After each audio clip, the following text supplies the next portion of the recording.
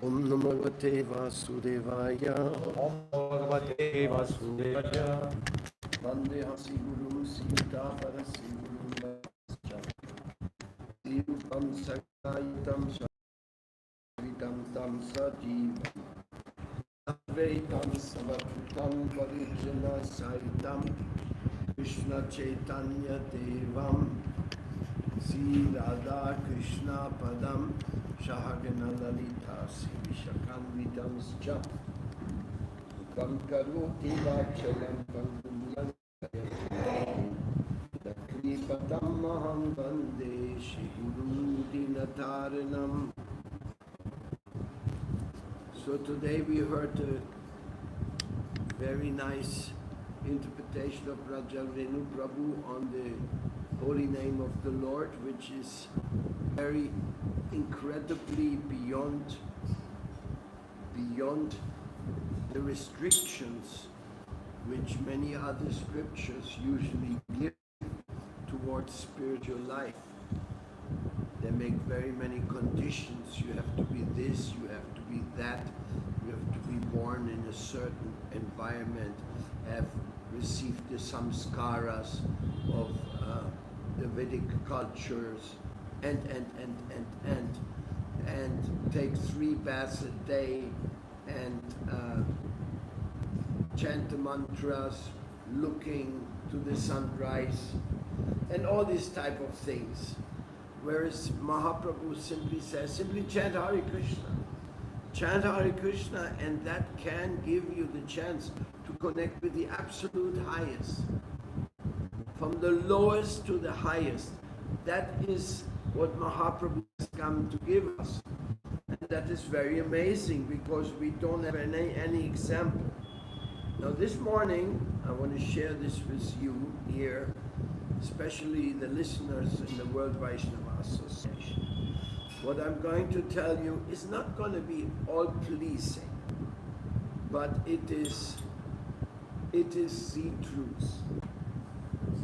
When my Gurudev Srila Bhaktivedanta Swami Prabhupada went to America and he started preaching to the hippie community, that was very, very much a program like Nityananda Prabhu and Haridas Thakur approaching Jagai Madai. Not an exaggeration. Actually, those, I was talking this morning with Gopi, who is now Pujari in Gopinath Bhavan, who joined in Henry Street. That's the first temple after the famous storefront of matchless gifts. The first temple, more bigger place they got, which was Henry Street in Brooklyn. That became the hub for new devotional lifestyle. And people came there to take shelter.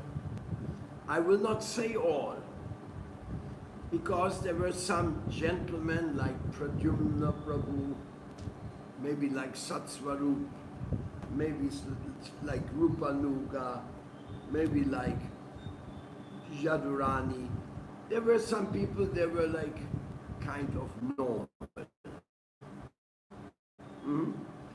Normal people. Normal people in the Western world means meat eaters, and who knows what other principles they were breaking. But they were still kind of normal.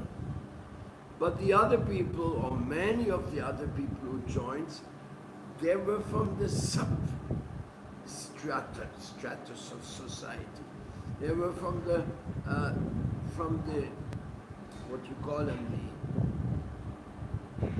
the homosexual section of society, which in those days was still kind of persecuted. Now this has changed, but at that time they were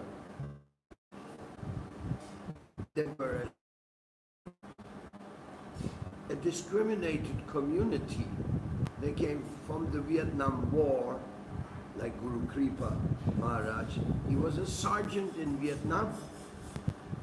He told the devotees, I killed more people than you smoked cigarettes. So very heavy characters came to. And what to speak about? Selling drugs, doing all kinds of illicit activities, which is not nice to go into the details, especially they're the past of people who later became saints. So that's why we usually avoid the subject. But the truth is that Srila Prabhupada started his movement with derelicts, with rejects from the society, or let's better say they rejected the society and had no more hope in this world. No more hope.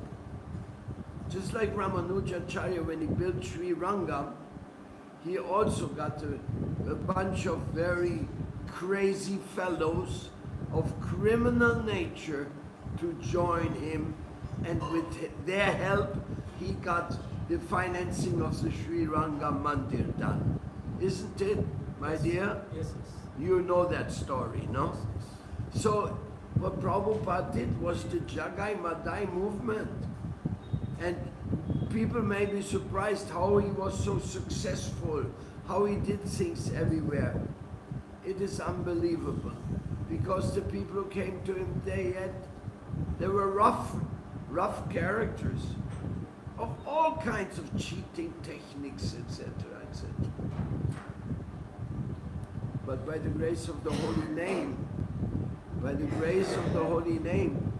they actually got uplifted towards becoming Vaishnava preachers. Not only Vaishnava practitioners. It's one thing you live at home and you start following the regulative principles and offering your food to the Lord, and in this way you start your devotional life reading and chanting at home with your family or alone. No! Prabhupada took his disciples to go and open temples, go to other countries, open those countries. He gave them so much faith and so much empowerment to do what they were doing. So in this way, Krishna consciousness reached even Argentina. It even reached China. It even reached deep into Russia. Every country was somehow or other affected or touched by Srila Prabhupada's preaching. So we don't like to repeat that so much, because how would it look in the news of the non-devotees? Swami Bhaktivedanta Swami with a gang of ruffians started a movement which touched spiritually the entire world. that would not be sounding so glorious, even though it is the most glorious.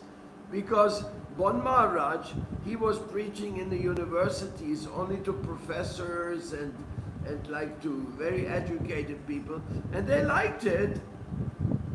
But besides Sadananda Maharaj, who became his godbrother, who was a great scholar and a great professor, but besides him, hardly anybody surrendered.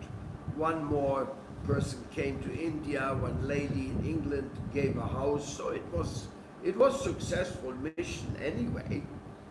It was quite successful, but nevertheless, it had no dimensions which were noticeable in any larger scale. So, when Prabhupada came, he didn't speak to the university professors, except those who were living on the street, like Hayagriva. Hayagriva was a professor of university. He was a scholar, but he was also a hippie. He had been experimenting with Timothy Leary, the LSD campaign and all that. Weird and far out. But that's the history. That is the truth. And that will, in the future, it will become truly known. A bunch of ruffians took shelter of the holy name, because the high-class people, the rich people, they did not come. Who came were their sons who had rejected the Vietnam War, rejected the society of killing animals indiscriminately, and in this way, by the grace of Srila Prabhupada, a big change took place in their life. And even though many of them could not sustain it until the end of their life, for whatever reason that may happen, many did sustain it, and even sustained it beyond the institutional fragility which appeared when Prabhupada's movement was without his physical presence. That is another story. But this kind of story of transition we find in every Vaishnava mission. That when the head, the spiritual master, leaves the world, it leaves a big void, and to fill that void appropriately, it requires devotees coming together very happily, devotees coming together and joining. So today we had a meeting in Colombia of Vishwa Vaishnava Raj Sabha through the Vice President Srila Bhaktivichar Vishnu Maharaj. He was given the class in Colombia in Gornitai Mandir of Vrinda Parivar, which was given the venue for the Vishwa Vaishnava Raj Sabha meeting. Devotees of ISKCON were there, of other Gaudiya Maths, they were there, and it was also transmitted through the channels of the Vaishnava University Universalidad del Sol. So it was very well received. And we thank Vishnu Maharaj for having the patience and the love to go all the way down into the other side of the world, deep into the Bogota, Colombia, and to invoke such wonderful Vaishnava gatherings, which is very encouraging to the local community. And that's what Vaishnavism is all about, encouraging each other, making each other happy in Krishna consciousness. Srila Prabhupada ki jai, Vaishnava Vinda ki jai. I am here reporting from Vrinda Kunja, and always inviting you to come to our daily classes at Yamuna Kunja for deeper studies on the Vaishnava Seva, Vrindavan Seva Ishtagoshti. Hare Krishna. Srila Prabhupada ki jai.